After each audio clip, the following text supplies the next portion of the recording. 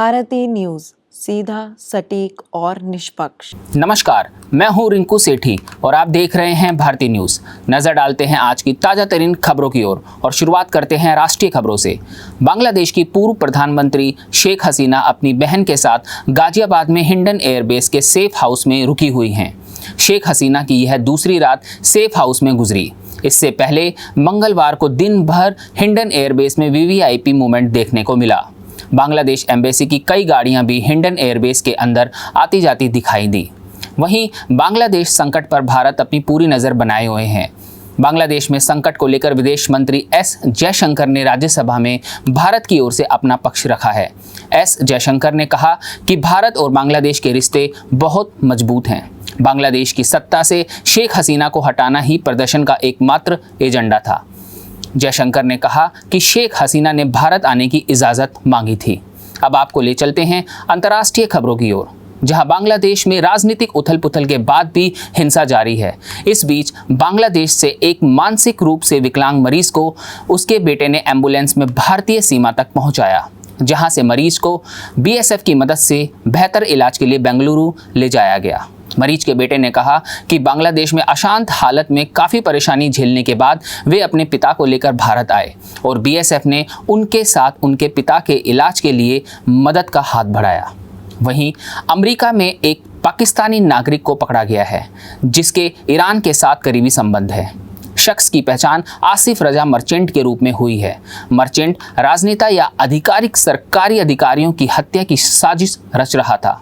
अब आपको ले चलते हैं व्यापार जगत से जुड़ी हुई कुछ खबरों की ओर, जहां प्रधानमंत्री नरेंद्र मोदी ने नमो ऐप पर 15 से 31 जुलाई के पखवाड़े के लिए अपने द्विसाप्ताहिक भारत न्यूज़लेटर के हिस्से के रूप में भारतीय अर्थव्यवस्था पर बिग बैंग नंबर जारी किए। इसमें उन्होंने दर्शाया कि भारत का मार्केट कैप रिकॉर्ड $5.5 ट्रिलियन तक पहुंच गया है। वहीं अमेरिका में मंदी की आहट से दुनिया भर के शेयर बाजारों में बिकवाली लौट आई है। इसका असर आज भारतीय स्टॉक मार्केट पर भी दिखाई दे रहा है।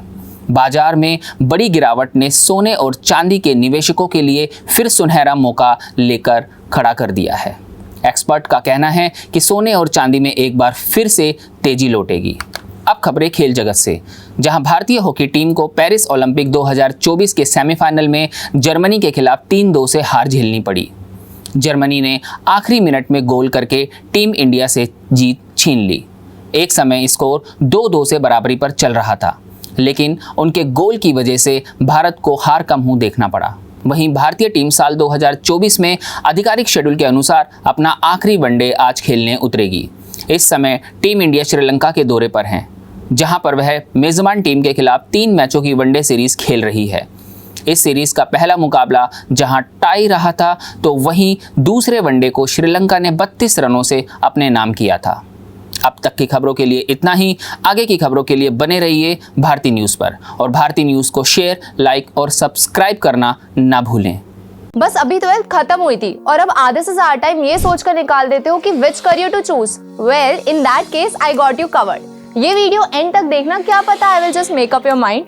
You must have thought of कोई बस ऐसा कोर्स मिल जाए जहाँ अनलिमिटेड जॉब ऑप्शन हो, क्योंकि मैं भी यही सोचती थी, जैसे कि journalist, news anchor, radio jockey, screen writer, video editor, event manager, graphic designer, cinemat, photographer, director, public relation officer, entrepreneur. In fact इन सबसे भी ज्यादा जॉब ऑप्शंस चाहिए, तो just choose BAJMC as a career. BAJMC is not just about theory but plenty of practical knowledge too. BAJMC as a course आपको provide करता है world की better understanding, meeting और working with people of top notch industry। और सिर्फ यही नहीं, BAJMC as a course आपको help करता है to grow personally and professionally too. So what are you waiting for? Choose BAJMC, क्योंकि इधर आपको मिलेंगी endless possibilities।